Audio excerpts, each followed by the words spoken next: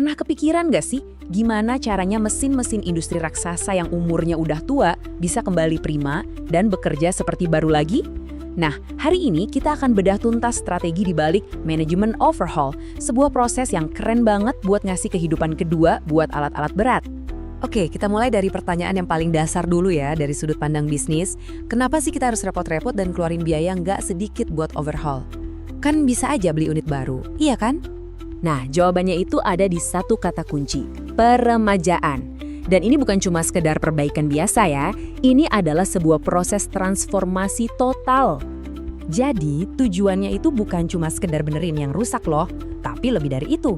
Ini soal memutar balik waktu, mengembalikan performa mesin itu ke kondisi puncaknya, persis kayak pas pertama kali keluar dari pabrik. Coba deh kita bayangin performa mesin itu kayak grafik.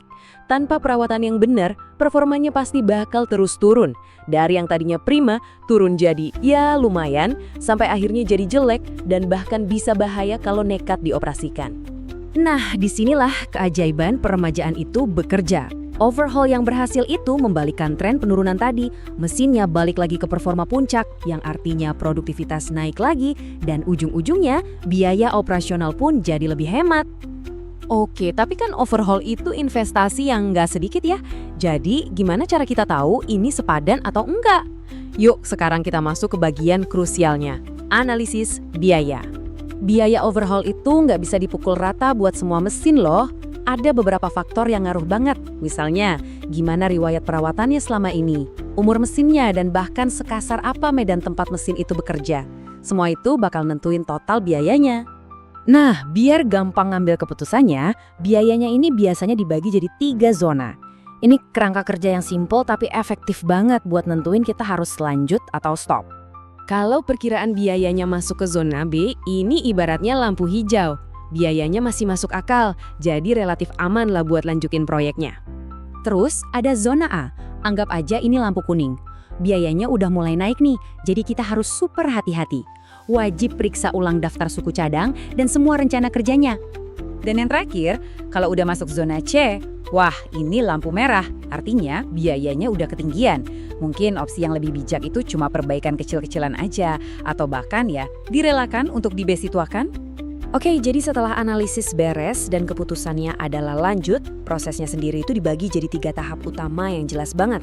Ini dia, 3 fase intinya. Pertama, persiapan semua hal yang dibutuhin. Kedua, eksekusi pembongkaran dan perakitannya. Dan ketiga yang gak kalah penting adalah perawatan setelah overhaul selesai biar mesinnya awet.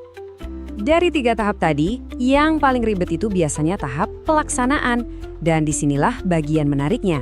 Sukses atau gagalnya tahap ini tuh ternyata bukan soal jago-jagonya mekanik pakai kunci pas, tapi lebih ke sistem manajemen di baliknya. Yuk kita bedah playbooknya. Jadi tulang punggung manajemennya itu ada di komunikasi yang super terstruktur.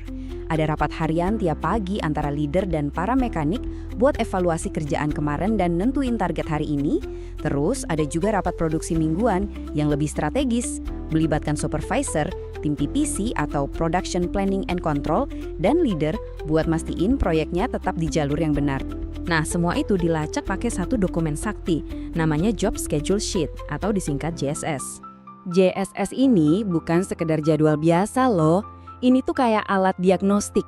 Di dalamnya ada semua urutan kerja, perbandingan antara rencana dan realisasi, persentase progres, dan yang paling penting nih, ada kode keterlambatan. Jadi kalau ada yang molor, langsung ketahuan penyebabnya apa.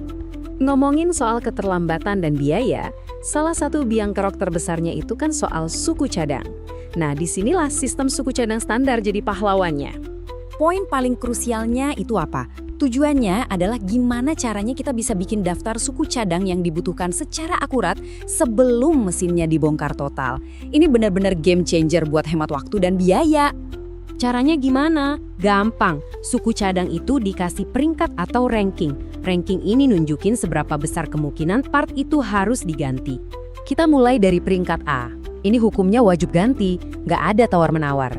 Biasanya ini adalah komponen yang pasti rusak pas dibongkar atau yang resikonya terlalu tinggi kalau dipakai lagi.